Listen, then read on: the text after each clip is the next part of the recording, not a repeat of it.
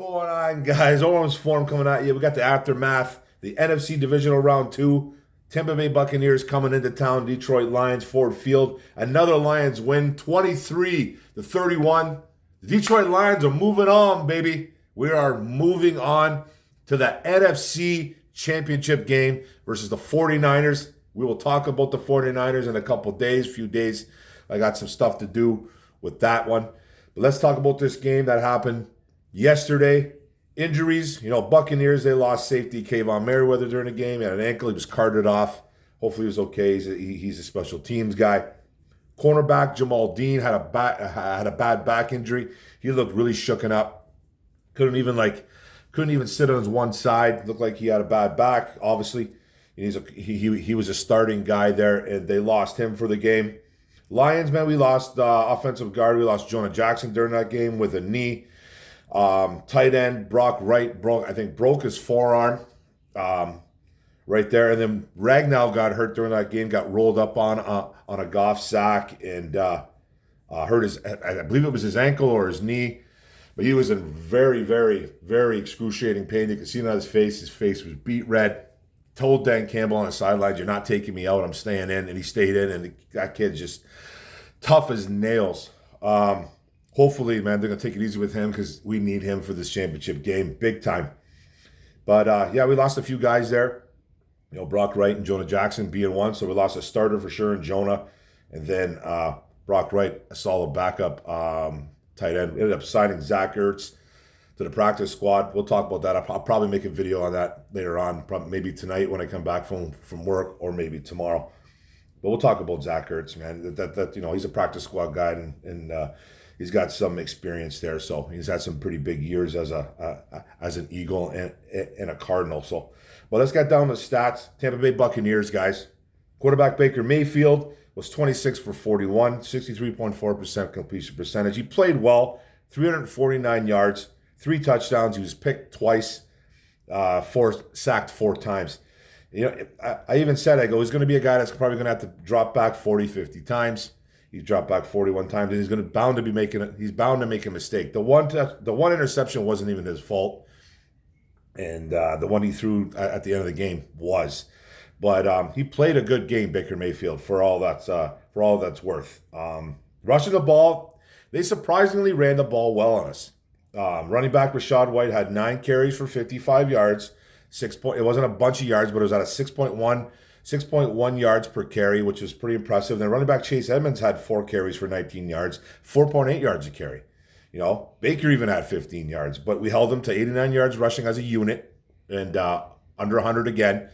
But they were running the ball pretty well. Rachaad White had a surprisingly good game. He really did. I'm not going to knock them for that, but they decided that they wanted to throw the ball more, and that's fine. But they were running the ball pretty well. Now, receiving-wise, wide receiver Mike Evans, 8 catches for 147 yards and a touchdown, 18.4 yards a catch, 12 targets. He was a man possessed. Cam Sutton again, man. Cam Sutton is horrific, but hey, it is what it is. This is what we got right now. The tight end Cade Otton, who I said might have a pretty good game. He's very underrated. He had 5 catches for 65 yards and a touchdown, 13 yards a catch, 8 targets. Wide receiver Chris Godwin, who's held pretty good, 4 catches for 40 yards, 10 yards a catch though, on 8 targets. But he was locked up pretty decently. He was locked up pretty good, man. You didn't really hear a lot of big things from Chris Godwin. The running back Rachaad White had 4 catches for 36 yards and a touchdown, 9 yards a catch, 5 targets. Like I said, Rachaad White had an overall really good game. Then defensively for the Bucs, linebacker Levante Davis had 13 overall tackles. He had a sack as well. Linebacker KJ Britt, 12 tackles. He was making some plays there too, the young linebacker. Cornerback Carlton Davis had 7 tackles. Cornerback Zion McCallum had 6 tackles. Cornerback Jamal Dean had 5 tackles before getting hurt. The defensive tackle Kalijah Cansey had 2 tackles and a sack. Had some pressures too. Kalijah looked pretty good there.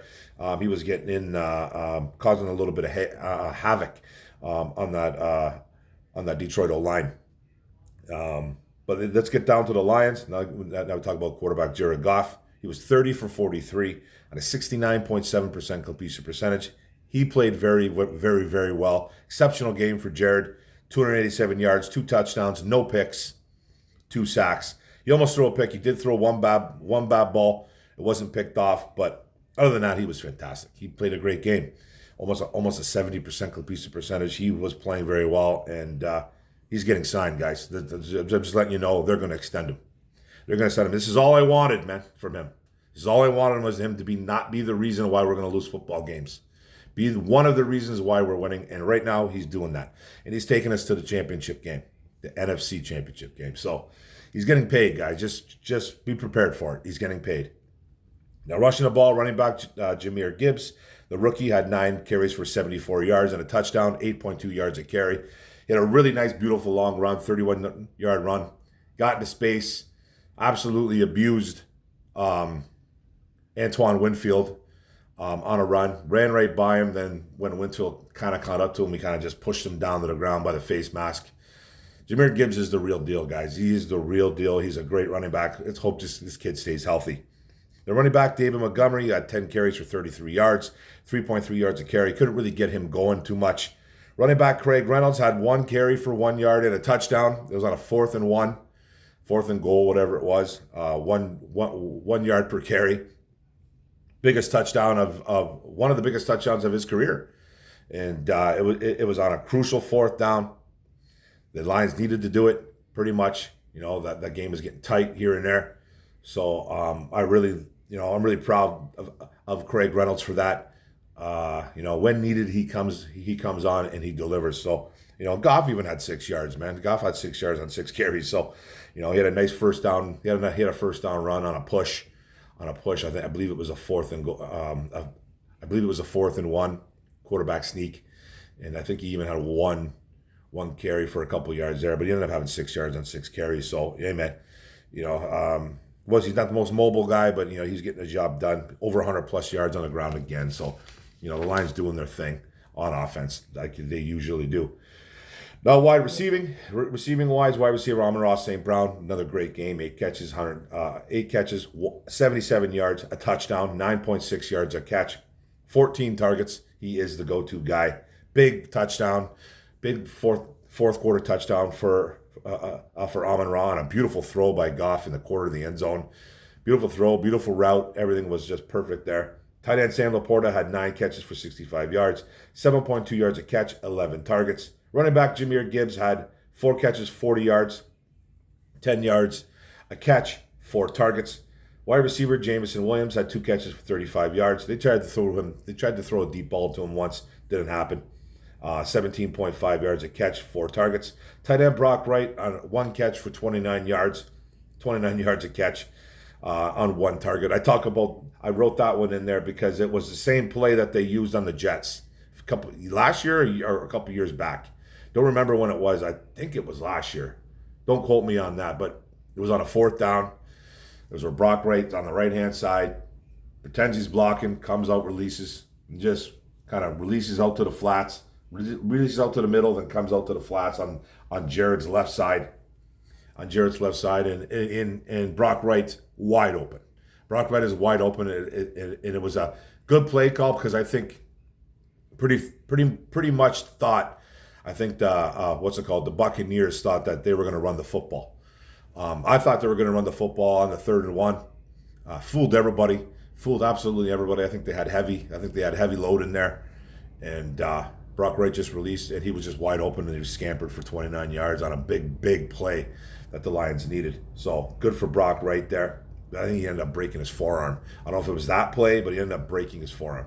And then wide receiver Josh Reynolds had 2 catches for 27 yards, but he had got the first touchdown on the board, 13.5 yards a catch on 3 targets as well. So, coming through Josh Reynolds, even though it's not a big stat day, he got in the end zone, which we always like. And defensive back Brian Branch had 9 tackles and a sack. He was playing well. Safety Ifeatu Melifonwu, 9 tackles, 1.5 sacks, all over the field again. Linebacker Alex Anzalone, 6 tackles. Defensive end Aiden Hutchinson had 4 tackles and a sack. Linebacker Jalen Reeves Maben had 3 tackles and a half a sack. Him and Melifonwu got that sack together. CJ Gardner Johnson tackle and an interception that was deflected off Mike Evans' hands. Mike Evans probably should have caught the ball, but Baker Mayfield threw that ball like a missile, and it went right off his hands. And Evans has problems sometimes. with that. He drops a lot of balls. He does drop balls, and he dropped that one, but that was a missile thrown. But he should have caught it. You still got to catch that ball when you're making that type of money.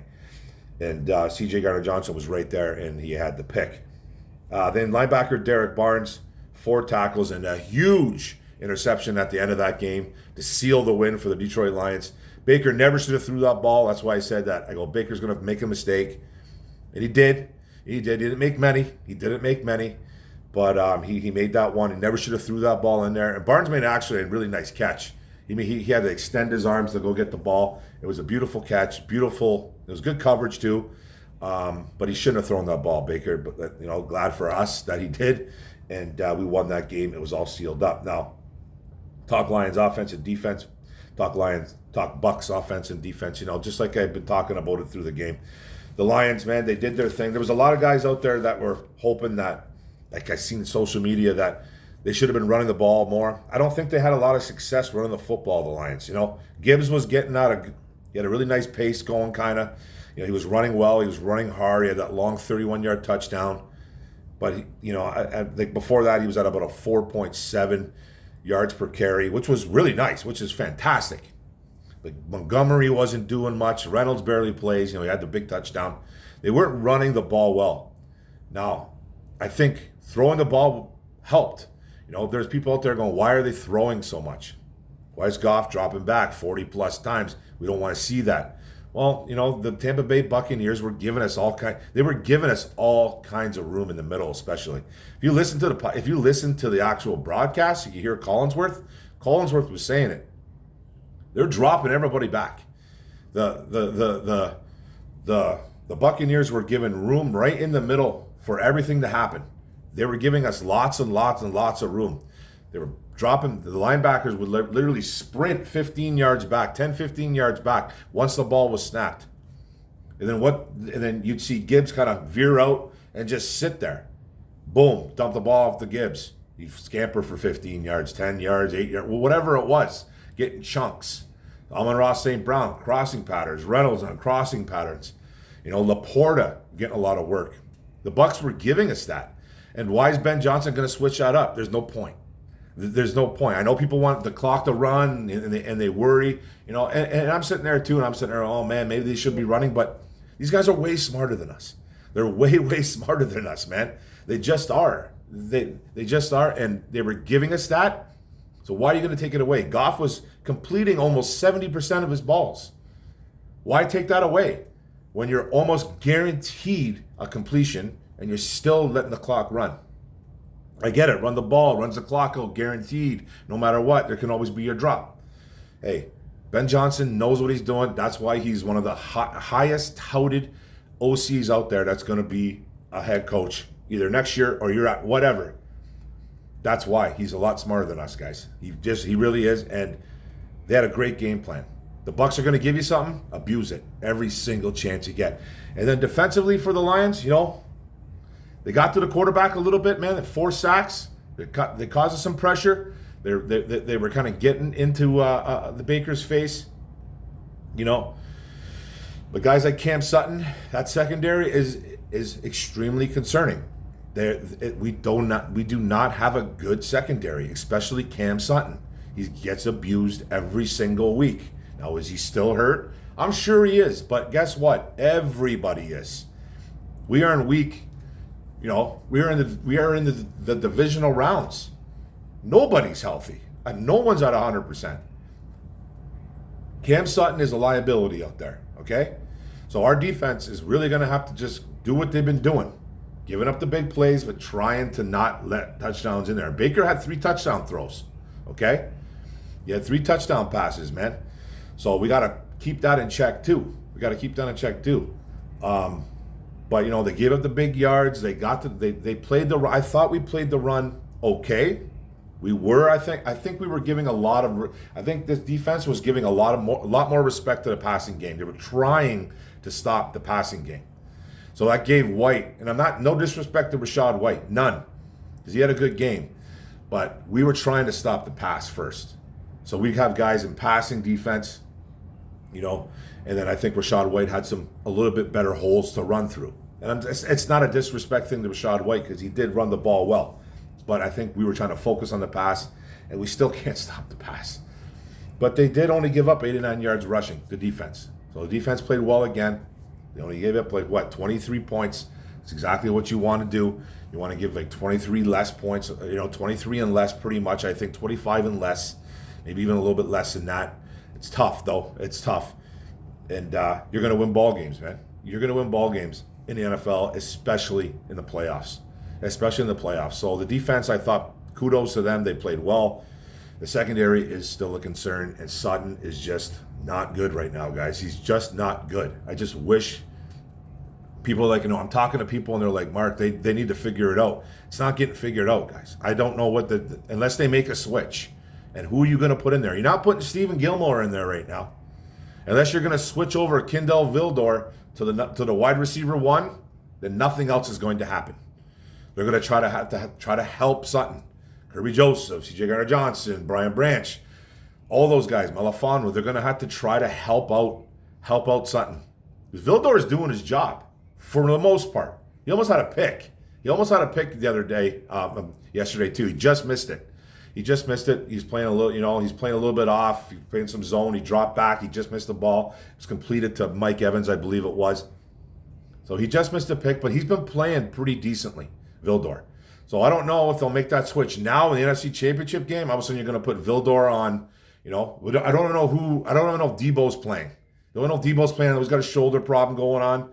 Everything came out negative for that guy, so it looks like he's a possible go. But it's the same shoulder he's hurt before, so they'll be real close with that. They'll keep that to the vest until literally game time. I bet we won't know a thing. And who's he going to cover, man? Brandon Ayuk. It's just I'm not going to talk about the San Fran game, but I am petrified of what Brock Purdy is going to do to the secondary. Petrified. So, but let's talk about that Bucs offense and defense too as well. The offense, like I said, Baker had to drop back 40, 50 times. He dropped back 41 times. He was bound to make a mistake. He made a mistake finally. Right at the crucial time of the game. Baker played a great game though. Like I said, he dissected our secondary. 349 yards throwing the ball, right? 349, 3 touchdowns, 63.4%. He played well enough to win.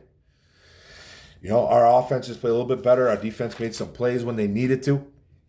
But the Bucs offense, man, they played well. They even ran the ball at a decent clip. They probably should have ran the ball more. If anything. So, they let us off the hook a little bit there, I think, man. But we played a great game overall, and then that Bucs defense, like I said, they were giving Goff all kinds of room in the middle, and Goff just used it.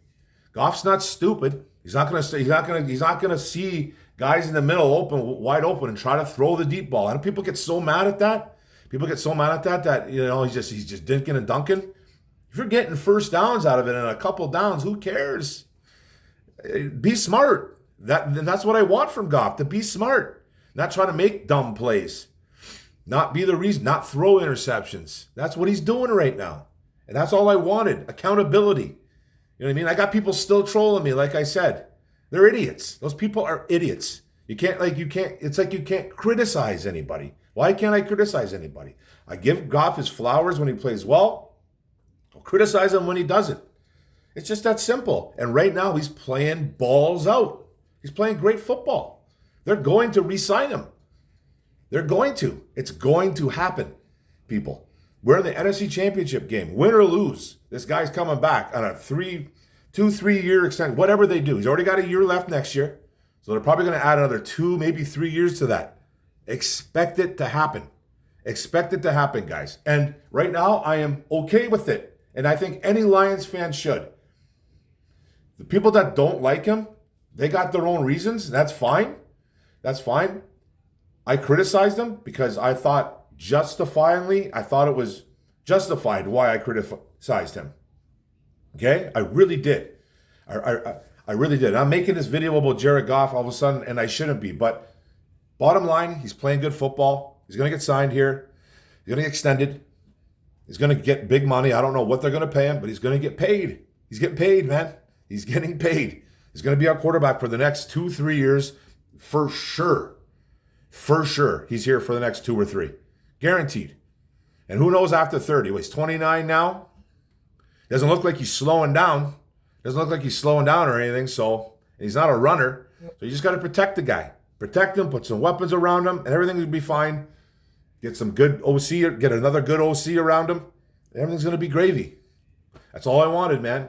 We can't change up the offense on him. We can't do all that shit. We can't change the offense on him. If you do, then I think it's disastrous. So you got to keep something. So that's why I think they're going to be hiring in-house anyways. But again, I'm making this video about Jared Goff and all the OC. I'm making it too much about that. I'm just enjoy the win, guys. This was a great win.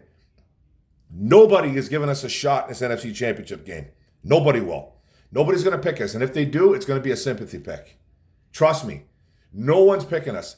The way they're talking about it, yes, the way they're talking about this game yesterday, everybody was on the Lions on board. Pretty much 80, 90%.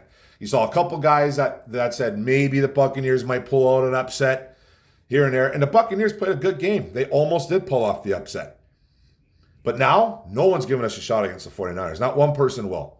And if they do, it's a sympathy pick, and it's a pick that they don't want to pick. It's going to be that network forcing them to pick us. That's the way it's going to be. That's just the way it's going to be, and that's fine. I'm good with it. Keep the disrespect going, guys. Keep the disrespect going on this whole football team. The team relishes off it. Campbell relishes off it. The whole coaching staff, the players, they all live off that. The fan base, me, I live off it. I live off the disrespect. We're already 7.5 points underdogs. Woo! Let's go. Okay, let's go. Disrespect us, man. That's fine. So let's go, guys. Up next, NFC Championship game, Sunday, 6:30 p.m. coming up this Sunday. Let's go, NFC Championship. San Francisco 49ers are the next victims of the Detroit Lions, man. Let's go into San Fran and just Santa Clara and just wipe the hell out of it, man. We have a legitimate shot. We really do. But we're going to have to play perfect football. We're going to have to play perfect football. This is going to be a battle. Let's go, guys.